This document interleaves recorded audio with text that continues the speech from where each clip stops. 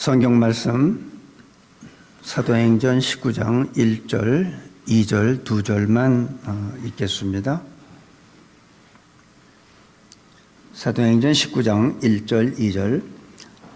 아볼로가 고린도에 있을 때에 바울이 윗지방으로 다녀 에베소에 와서 어떤 제자들을 만나 이르되 너희가 믿을 때에 성령을 받았느냐 이르되 아니라 우리는 성령의 계심도 듣지 못하였느니라. 아멘. 사도 바울이 에베소라는 장소를 갑니다. 어떻게 보면 정확하게 얘기하면 바울의 3차 전도 여행입니다. 지금의 터키인 에베소.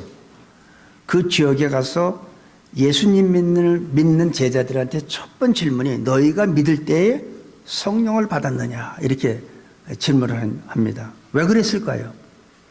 그 전에 18절에 잠깐 보면 아볼로라는 사람이 나오는데 알렉산드리아에서 난 아볼로라 하는 유대인이 에베소에 이르니 이 사람은 학문이 많고 성경에 능한 자라. 학문도 많고 성경에 굉장히 능한 사람이에요. 그런데 그가 일찍 주의 도를 배워 열심으로 예수에 관한 것을 자세히 말하며 가르치나 요한의 침례만 알 따름이라. 그가 회당에서 담대히 말하기를 시작하거늘 브룩실길라와 아굴라가 듣고 데려다가 하나님의 도를 더 자세히 풀어 이르더라. 여기에 우리가 핵심이 있습니다. 아굴라와 브루스길라 이 부부는 바울의 동역자예요.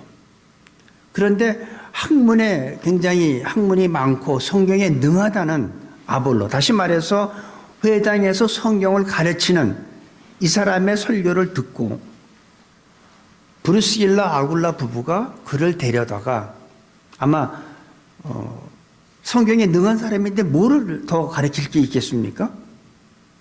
그런데 데려다가 자세히 하나님의 도를 가르쳤다 이렇게 얘기를 하고 있어요. 성경에 능한 사람인데 어떻게 데려다가 더 자세하게 말했을까요? 바로 19장 1절 2절에 나오는 바울의 그 질문을 보면은 바로 성령에 대해서 우리가 아볼로가 성령에 대해서 모르는 것을 거기서 느끼고 뭔가 부족한 걸 느낀 거예요. 그러고선 데려다가 자세히 얘기를 한 겁니다. 그러니까 이 에베소라는 데 아볼로라는 사람이 와서 많은 사람한테 성경을 가르쳤는데 그들한테 마찬가지로 이 사람들도 성령을 모를 것 같은 생각이 드니까 첫 번째 질문이 너희가 믿을 때 성령을 받았느냐? 그 질문이에요. 오늘 이 질문은 우리에게도 동일하게 적용됩니다. 여러분은 예수님 믿을 때 성령을 받았습니까? 하는 거죠. 굉장히 중요한 얘기예요. 우리는 사역일을 공부해서 사역일 가지고 나가서 전도할 수 있습니다. 내가 노력하고 공부해서 얼마든지 우리는 교회 생활을 할 수 있습니다. 근데 그것 가지고는 능력이 없다는 거예요. 뭔가 예수님을 믿고 예수님을 전하는데 뭔가 부족한 부분이 있어. 뭔가 좀 이상해. 그러니까 사도 바울은 확인한 거예요. 너희가 예수를 믿을 때 성령을 받았느냐? 성령을 받아. 이 질문은 아주 중요합니다. 성령 받은 것이 왜 중요할까요? 모든 성경은 하나님의 감동으로 된 거죠. 성령의 감동으로 됐기 때문에 성령의 감동이 없으면 우리는 성경도 제대로 이해할 수가 없어요. 햇빛 속에 우리 눈으로는 빛이 저 햇빛 가운데 색상이 안 보이지만 프리즘이나 물방울을 튀겨서 빛을 굴절시키면 거기에 무지개 색깔이 나옵니다. 우리 눈으로 보이지 않는 게 뭐를 통해서 봐요? 프리즘이나 물방울의 그 빛의 굴절을 통해서 우리는 그 속에 있는 색상을 보죠. 마찬가지예요. 우리는 성경을 우리가 읽지만 성경에 아무리 내가 능하고 다 외우고 걸어다니는 성경이라 할지라도 성령의 도우심이 없으면 성경을 제대로 보지 못한다는 거예요. 하나님이 여기에 기록된 그 뜻을 우리는 정확히 이해를 못합니다. 그래서 성령을 받았느냐? 받지 못하고 성령을 받지 못하면 능력을 얻지 못합니다. 사도행전 1장 8절이잖아요. 성령이 너희에게 임하면 너희가 권능을 받고. 성령 받지 못하면 권능을 못 받아요. 그저 이론에, 기독교의 이론에 끝나는 겁니다. 그러니까 우리는 신학교 나와서 우리 목사도 될 수 있고 선교사도 될 수 있고 성경 가르치는 교사도 될 수 있고 다 할 수 있어요. 근데 능력은 없다는 거예요. 권능은 없다는 거예요. 그러니까 내게 어떤 위험이 오고 내게 내 목숨이 위험할 때 예수를 부인한다는 거죠. 예수님 사진, 예수님의 얼굴을 밟고 지나가지 않으면 너 죽이겠다면 어떡합니까? 주님, 제가 주님 사랑하는 거 알죠? 하고서 밟고 지나가잖아요. 그 사랑하는 거 아니죠. 왜 그럴까요? 능력이 없으니까. 예수님의 우리 한번 제자들을 잠깐 우리 한번 생각해 보기 원합니다. 예수님의 제자들을 예수님에 대해서 모를까요? 그 제자들은 예수님한테 3년 동안 말씀을 들은 자들이야.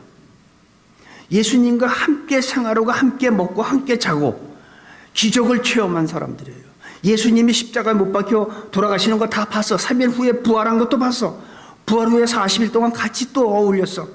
그리고 승천하시는 모습도 본 제자들인데 그 제자들한테 우리가 예수님을 모른다고 말할 수 있을까요? 그들이 복음을 모른다고 할 수 있을까요? 아니에요. 그들은 다 알아요.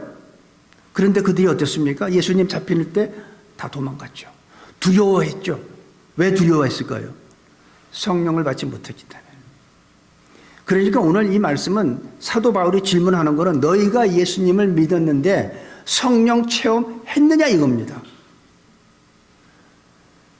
그러면 우리가 또 이렇게 얘기했죠. 그러면 고린도전서 12장 3절에 주의 영으로 말미암지 않고는 예수를 주라고 시인할 수 없는데 그러면 그건 어떻게 된 겁니까? 이런 얘기를 할 수가 있죠. 여러분, 주님, 하나님의 영이 내 안에 내재하는 것과 내가 성령 충만한 건 다르다는 거예요. 쉽게 얘기하면 며느리하고 시어머니가 있는데 며느리가 시어머니를 모시고 집에 살 수는 있죠. 근데 안방은 지가 차지하고 시어머니는 사랑방에 놓고 자기가 뭐 오늘은 매운탕이나 먹어야겠다. 그래서 자기가 음식 만들어서 그냥 시어머니 대접할 수 있죠. 그 누가 주인이에요? 시어머니하고 한 집에 살지만 주인은 며느리가 주인이에요. 근데 며느리가 안방을 시어머니한테 내드렸어. 그리고 어머니 오늘 뭐를 할까요? 그 이제 시어머니가 오늘은 콩나물밥 좀 해 먹자. 그럼 예 알았습니다 하고 콩나물밥을 해. 이건 누가 주인이에요? 똑같은 거예요. 성령 충만과 성령의 내재는 다르다는 거예요. 시어머니하고 한 집에 살지만 내가 주권 갖고 내가 다 할 수 있지만 성령 충만하면 모든 걸 그분이 시키는 대로 하는 게 성령 충만해요. 그래서 우리는 성령 충만을 받아야 된다는 거예요. 너희가 믿을 때 성령을 받았느냐? 성령 체험했느냐? 이거예요. 그러니까 예수님이 무슨 얘기했어요? 지상명령이 뭡니까? 마태복음 28장 18절에서 20절에 보면서 너희는 가서 모든 족속으로 제자를 삼아 아버지와 아들과 성령 이름으로 침례를 주고 내가 너희에게 분부한 모든 것을 가르쳐 지키게 하라. 이게 지상명령이잖아요.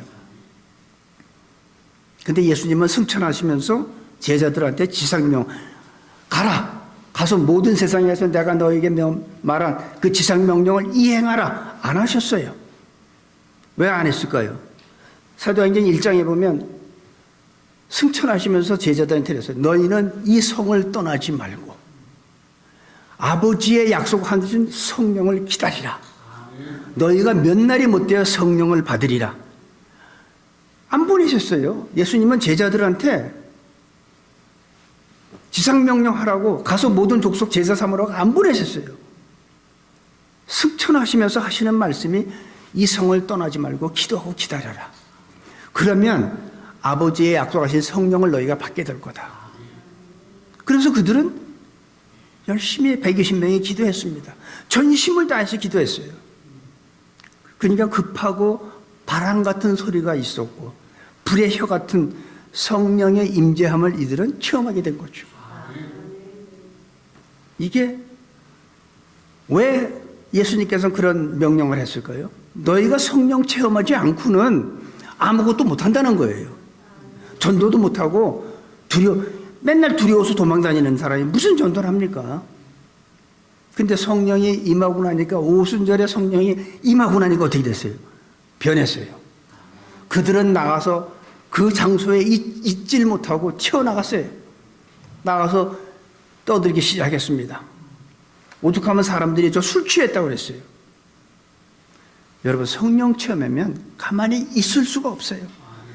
전도하게 되어 있어요. 두려운 게 없어져요. 자복 감옥에 가둬도 두렵지가 않아요. 그냥 그 속에서도 그렇게 잠을 잘 수가 있어요. 무슨 차이일까요? 제자들이 예수님에 대해서 몰라서 그랬을까요? 다 알았어요. 예수님의 그 기적도 다 봤어요. 근데 그들은 왜 능력이 없었을까요? 성령 받지 않으면 그 능력은 없다는 거예요. 두려움이 있다는 거예요. 한국이나 미국이나 보면 음주운전 사고가 많이 나죠. 보통 때 그 사람들 그렇게 운전 안 해요. 술 취하니까. 자기가 아니라 술이 자기를 조종하니까 사고를 내고 사람을 죽이고 하는 거예요. 마찬가지로 내가 노력하고 내가 이성적으로 지성적으로 내가 책 보고 해서 내가 신앙생활을 할 수 있습니다. 봉사도 할 수 있습니다. 신앙생활 그렇게 하는 것과 성령이 내게 임해서 하는 신앙생활은 하늘과 땅 차이라는 것이에요. 천지 차이예요. 그러니까 나는 내 욕심도 없고 내 것이 없는 거예요. 다 주님 거예요. 그분이 하라면 하고 그분이 쓰라면 쓰고 가라면 가면 되는 거예요. 기다리라면 기다리고.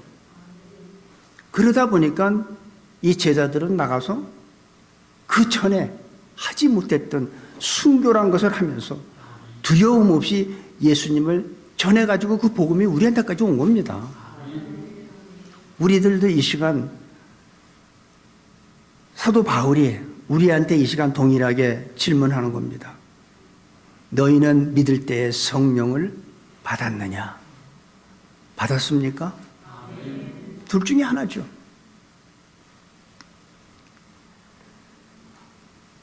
예수님을 믿고 회개하는 것은 성령의 도우심이 없으면 안 됩니다. 그러니까 우리가 예수님을 내가 복음 듣고 예수님을 영접하고 내 마음으로 열고 다 이게 성령의 역사예요.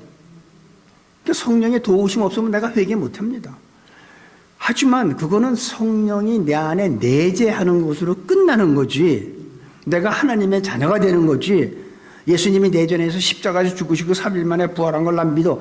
그것이 바로 내가 영접하는 거고, 영접하면 난 하나님의 자녀가 되는 거야. 그럼 여러분 하나님의 자녀 됐다고 능력이 있습니까? 아니죠. 하나님의 자녀는 됐지만 나한테 능력은 없어요. 여러분들이 그걸 분명히 헷갈리면 안 돼요.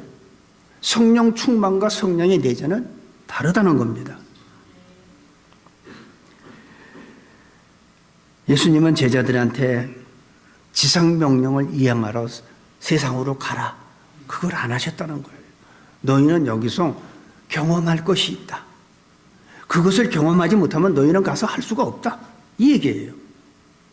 우리도 마찬가지예요. 이 빈자리 채우고 우리가 나가서 전도해야 되는데 안 돼요. 내가 하는 거는 한계가 있어요. 성령의 내게 인치심이 있어야 창피한 것도 없고 두려운 것도 없고 담대하게 나가서 우리가 예수님을 전하는 겁니다. 내가 하나님의 자녀가 됐다고 해서 내가 능력받은 건 절대 아니라는 사실을 꼭 기억하시기 바랍니다. 성령이 임했느냐? 성령이 임해야지 우리는 권능을 받아요.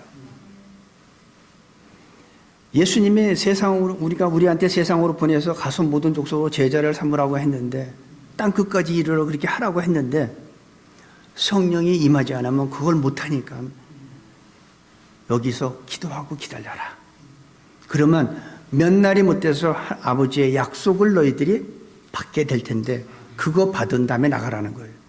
성령이 임하시면 너희가 권능을 받고, 그 전에는 권능이 없었어요. 그러고 나서 예루살렘과 온 유대와 사마리아 땅끝까지 이뤄서 내 증인이 되라는 거예요. 그러니까 우리도 이 순서를 바꾸면 안 된다는 거예요. 무조건 내가 나가서 된다는 게 아니에요. 물론 이 사형리 갖고 가서 전하면서 우리가 복음 전할 수 있어요. 그건 못한다는 거 아닙니다. 하지만 그거는 한계가 있다는 겁니다. 여기까지는 우리가 논리적으로 공부해서 의지적으로 결심할 수 있다는 거예요. 하지만 그건 내가 노력해서 될 수 있지만 내가 거듭났느냐 하는 건 다르다는 거죠. 내가 내 자아가 깨졌느냐. 우리가 많이 외우는 갈라디아서 2장 20절, 내가 그리스도와 함께 십자가 못 박혀 죽었나니. 죽었습니까? 안 죽었죠. 아직도 성질 있잖아요. 누가 뭐라고 그러면 아예 안 봐.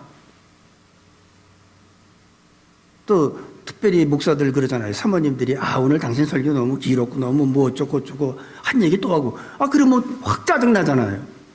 왜 그래? 안 죽었으니까. 당신이 하면 되지. 그렇게 얘기했잖아요. 왜 그래? 안 죽어서 그래요. 저도 그래서 다른 사람 앞에 설교하는 것보다 제 아내 앞에서 설교하는 게 제일 힘들어.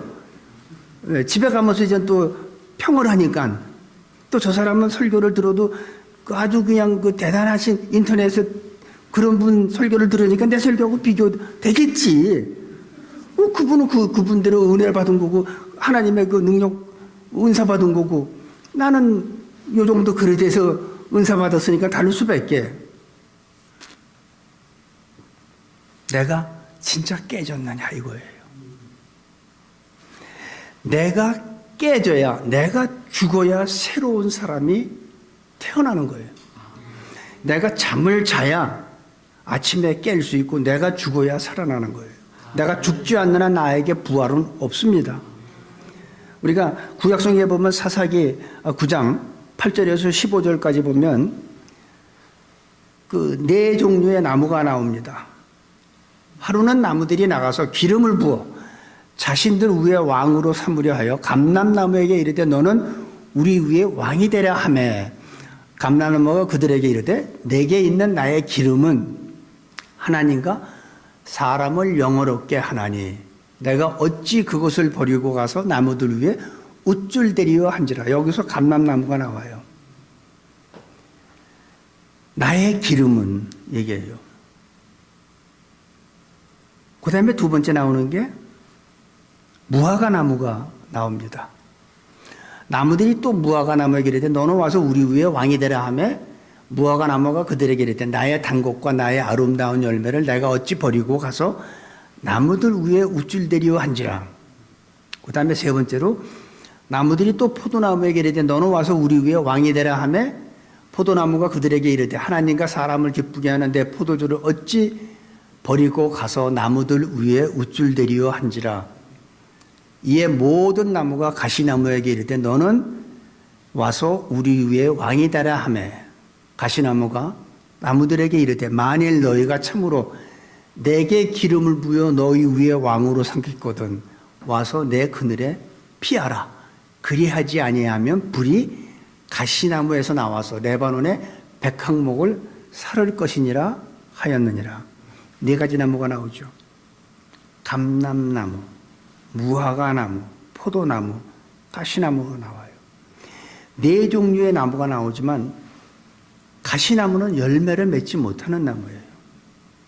포도나무, 무화과나무, 감람나무는 열매를 맺어요. 그래서 감람나무에서 남은 열매는 뭐예요? 기름을 만든다고 그랬어요.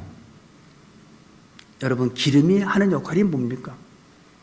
잘 안 돌아가는 거, 빡빡한 거, 문 열 때 삑삑 소리 나는 거, 거기다 기름칠하면 어떻게 돼요? 소리 안 나죠. 잘 돌아가죠. 교회에서 이런 분이 필요하다는 거예요. 뭔가 문제가 생기는데 그분만 가면 조용해져. 분쟁이 있는데 그분만 가면 잘 돼. 무화과 나무 뭐예요? 무화과는 말 그대로 꽃이 없어. 꽃 없이 열매 맺는 거야. 제일 얄미운 게 뭔지 아세요? 호박 꽃이 있는데 거기 열매 안 맺는 거. 그거 같이 미운 거 없어. 대부분 열매들은 꽃이 있어요. 그리고 꽃 밑으로 이렇게 열매가 지는데 무화과 나무는 꽃이 없이 열매는 자신을 드러내지 않고 열매 맺는 사람들이 보이지 않는 데서 바깥에서 안내하면서 주보 나눠주는 건 사람들 눈에 띄죠. 화장실에 휘지 떨어진 거 짓는 사람은 그게 바로 무화과 열매 같은 사람들이에요. 그게 필요한 거예요, 교회에는. 감람나무 기름을 만들어서 원활하게 윤활유 작용을 하고 소리 나는데 소리 안 나게 하고 빡빡한 거 안 돌아가는 거 돌아가게 하고 하는 그런 사람도 필요하지만 자신을 나타내지 않고 무화과 나무같이 그런 사람도 필요한 거예요. 그 다음에 포도나무는 어땠습니까? 포도나무는 포도 열매로 있는 게 아니라 포도주가 되기 위해서는 다 자신이 다 얻게 돼야 돼. 밟혀야 돼. 그래야 포도주가 돼요. 자신을 희생하지 않고는 안 돼요. 그리고 가시나무가 있습니다. 가시나무는 열매를 이 열매는요, 나무 자기 자신한테는 아무런 도움이 안 되는 거예요. 사과나무가 사과 먹습니까? 포도나무가 포도 먹어요? 아니요. 다 사람들을 기쁘게 하기 위해서. 우리가 열매 맺는 건 누굴 기쁘게 해서요? 하나님과 사람들을 기쁘게 하기 위해서 우리가 열매 맺는 거예요. 그럼 우리가 맺는 열매는 뭘까요? 성령의 열매죠. 성령 체험하지 않으면 성령의 열매를 맺을 수가 없어요. 우리 갈라디아서 5장 22절 23절 했잖아요. 오직 성령의 열매는 사랑과 희락과 화평과 오래 참음과 자비와 양성과 충성과 온유와 절제니 이 같은 것을 금지할 법이 없느니라. 성령의 열매는 금지할 법이 없어요. 하늘의 법으로도 세상의 법으로도. 근데 그 열매를 어떻게 맺어요? 성령의 열매는 성령이 내게 임재해서 성령께서 나를 주장해야 돼. 그러니까 나는 죽고 나는 완전히 깨지고 나의 옛사람은 없고 이제는 새로운 피조물로서 성령께서 나를 주장할 때 우리는 성령의 열매를 맺는 겁니다. 물론 가지가 나무에 붙어 있으면 열매 맺죠. 근데 가시나무도 가지가 붙어 있지만 열매는 못 맺어요. 왜 못 맺을까요? 그러니까 성령 체험하지 않으면 성령의 열매를 맺을 수가 힘들다는 거예요. 없다는 거예요. 그래서 우리는 성령 체험을 해야 돼. 내가 내 안에 성령님이 내 안에 내재하시면서 내가 회개하고 예수님을 구주로 영접하고 내가 구원받고 하나님의 자녀가 됐지만 그건 하나님의 자녀가 되는 데까지지 내가 권능을 받고 나가서 예수님을 증거하는 데까지는 안 된다는 거예요. 그래서 우리는 성령 체험해야 돼요. 성령 체험하면 내 주장이 없어져. 하나님과 사람들을 기쁘게 하는데 우리는 내 삶이 바꿔져요. 내 가치관이 바뀌고 바뀌어지는 거예요. 그러니까 내가 노력하고 내가 공부하고 이렇게 해서 내가 신앙생활을 할 수는 있지만 그거로서는 한계가 있다는 거예요. 그런 신앙생활과 성령께서 나를 주장해서 하는 신앙생활의 차이는 천지 차이라는 거죠.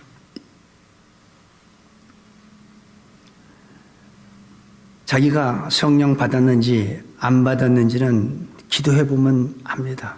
그리고 또 성령 안 받은 사람은요, 멀쩡하다고도 설교만 하면 좋으라. 근데 앞에 와서 졸면 더 설교하는 사람이 더 불편해. 저 뒤에 가서 졸지. 왜 그럴까요? 성령 받지 않으면 마귀가 그 말씀을 듣고 잘하지 못하게 해요. 그러니까 설교자는 항상 우리가 설교하는 저희 같은 이렇게 목사들은 또 내가 원하는 설교를 하면 또 안 되는 거예요. 사도 바울이 그랬죠. 내가 너희를 신령한 자같이 대할 수 없어서 내가 너희를 밥으로 하지 않냐고 젖으로 했다고 그랬어요. 젖 먹는 자에게 자꾸 갈비 먹으라고 줘보세요. 못 먹어요. 또 갈비 먹는 사람한테 맨날 젖 갖다 줘보세요. 우유. 아, 이것도 먹어도 돼. 그러니까 설교하는 자는 나한테 하나님께서 보내주신 성도들이 젖을 먹을 사람인지 밥을 먹을 사람인지 갈비를 뜯을 사람인지 보고 우리도 설교해야 된다는 거예요. 그래서 설교하는 사람들이 굉장히 준비를 하면서 많이 힘들어요. 내가 어떻게 하면 이걸 쉽게 전달을 하고 저분들이 이해하고 삶 속에서 자기 자신을 좀 되돌아볼까. 그렇게 설교하기 위해서 설교하는 사람들은 많이 힘들어요. 누구한테 기준을 맞추지? 왜냐하면 식당을 운영하는 사람들이 가장 중요한 게 음식이에요. 물론 서비스도 중요하고 깨끗한 것도 중요하지만 음식이 맛없으면요, 가서 맛보고 그 다음에 안 갑니다. 다른 사람 누가 거기 가려고 가지 마. 딴 데 가. 왜? 못 먹어 거기 음식. 가서 한번 먹어봤더니 너무 싱거운 거예요. 왜 싱거운 거 같더니 그 주인이 짠 걸 싫어해. 그 자기 입맛에 맞춘 거예요. 그 집에서 먹을 땐 괜찮죠. 하지만 비즈니스를 하려면 내 입맛에 맞춰서는 안 되는 거죠. 손님 입맛에 맞춰야지. 우리 사역도 마찬가지라는 겁니다. 여러분들이 나가서 전도하는 것도 마찬가지고 성령께서 여러분한테 지혜 주실 줄 나는 믿습니다. 오늘 이 시간 저는 오순절날 임했던 그 성령이 강하고 바람 같은 소리가 우리 귀에도 들리길 원해요.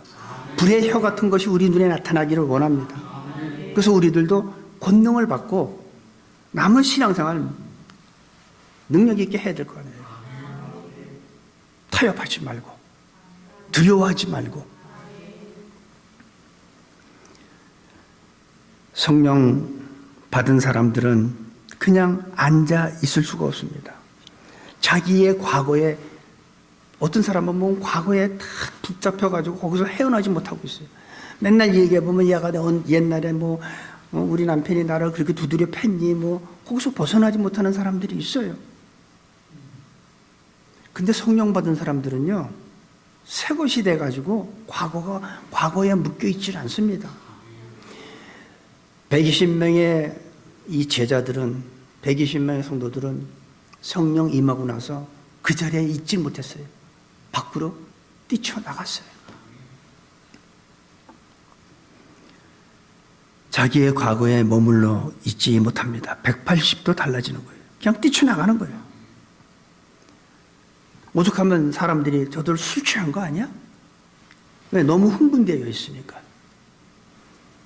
테슬라에서 나오는 전기차 하나 딱 사면 어때요? 흥분되잖아요. 괜히 보여주고 이거 문 어떻게 여는지 알아? 이렇게 하고 자랑하고 흥분하잖아요. 근데 예수님 믿으면서 흥분이 안 된다? 난 이건 뭐가 문제가 있다고 생각해요. 테슬라 차 하나만 사도, 전기차 하나만 사도 흥분되고 자랑하고 그러는데 어떻게 예수님을, 하나님이신 성령이 내 안에 들어오셨는데 어떻게 내가 흥분하지 않고 점잖게 예수 믿을 수 있습니까? 점잖하게 예수 믿는 거 아니에요? 그게 거룩한 예배 아니에요? 하나님이 받으시는 예배가 거룩한 예배예요. 네? 가인의 제단과 아벨의 제단은 뭐가 문제입니까? 하나님이 안 받으시고 하나님이 받으시는 차이입니다. 우리가 아무리 예배를 드리고 여기서 헌금을 해도 하나님이 안 받으시면 이 예배는 버린 예배예요.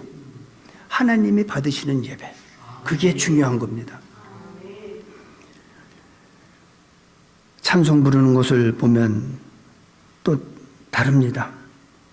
보통 사람들은 찬송 부르면서 이렇게 박수 치려니까 이렇게 하고, 성령 받은 사람들은 춤춰요. 춤을 추면서 찬양하죠. 그분을 찬양하는 게 너무 기쁜 거예요.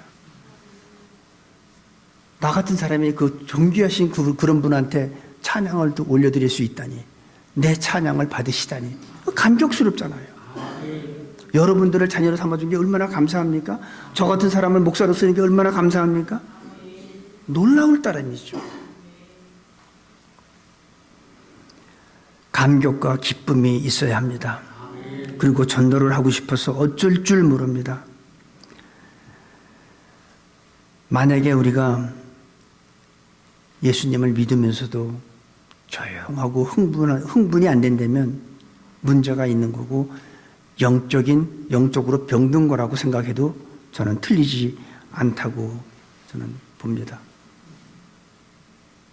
뭐 참 예수님이고 하나님의 자녀되지만 영적으로 병든 거예요.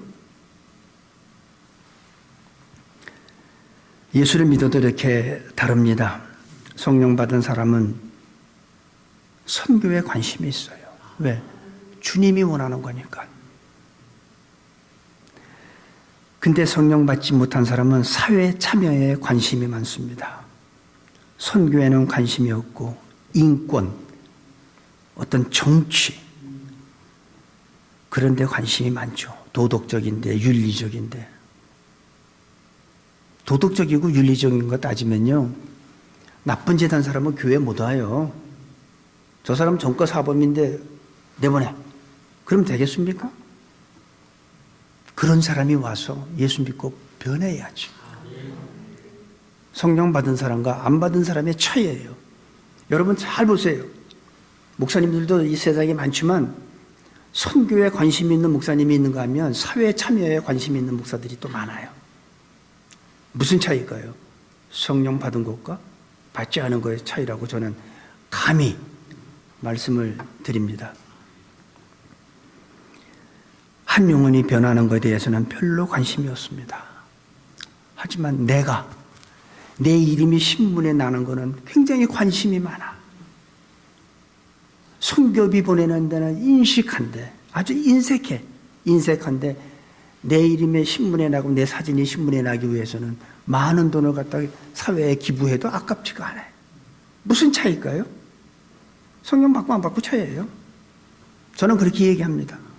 뭐 저를 욕하는 다른 분이 계실지 모르겠지만 저는 제 경험상 그렇게 전 판단이 됩니다. 여러분 믿을 때 성령을 받았습니까? 오늘 이 시간 사도 바울은 이 말씀을 통해서 우리들에게도 동일한 질문을 한다고 저는 생각합니다. 우리가 예수님을 믿는 사람 중에 하나님의 음성을 듣는 사람이 있다고 얘기 듣죠. 또 어떤 사람은 하나님의 뜻을 깨달았다는 사람도 있습니다. 어느 쪽이 좋을까요? 저는 여러분들이 하나님의 음성을 듣는 우리 모두가 되기를 바랍니다. 하나님의 음성을 들어야 사도 바울과 같이 그런 위대한 사역을 할 수 있습니다. 사도 바울은 애매히 고난을 당하고도 한 번도 불평불만을 하지 않았어요. 왜 안 했을까요? 자기 같은 자를 하나님께서 써주시는 것만해도 너무나 감사해서 자기의 모든 명예와 부와 지식을 다 배설물로 여기고 오직 예수 그리스도, 십자가, 예수 그리스도를 아는 것 외에는 다 버렸어요. 이 시간 우리들도 동일하게 그런 하나님의 크신 은혜와 성령의 놀라우신 충만함이 우리 각 사람한테 임하게 되기를 간절히 축복하고 기도합니다. 아버지 하나님 감사합니다. 성령의 능력을 받고 방언도 하게 하시고 예언도 하게 하여 주시옵소서. 성령의 충만함을 갖고 이 자리에 머물지 못하고 밖으로 뛰쳐나가서 사람들에게 예수님을 증거하는 그 제자들이 있었던 것 같이 오늘 그 사람들이 이 시간 여기에도 있게 하여 주옵소서. 성령께서 친히 임재하여 주셔서 우리 모두들을 어루만져 주시옵소서. 예수님의 이름으로 기도합니다. 아멘. 우리 헌금 찬양하겠습니다.